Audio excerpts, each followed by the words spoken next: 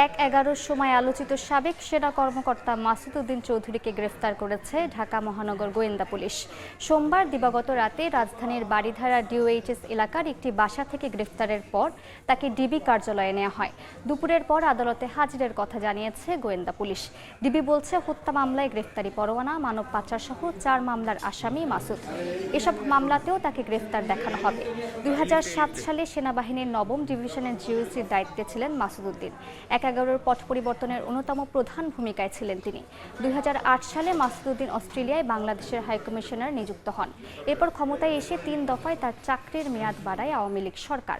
২০১৮ সালে জাতীয় পার্টিতে যোগ দিয়ে একাদশ সংসদ নির্বাচনে ফেনী ৩ আসন থেকে সংসদ সদস্য নির্বাচিত হন সাবেক এই সেনা কর্মকর্তা।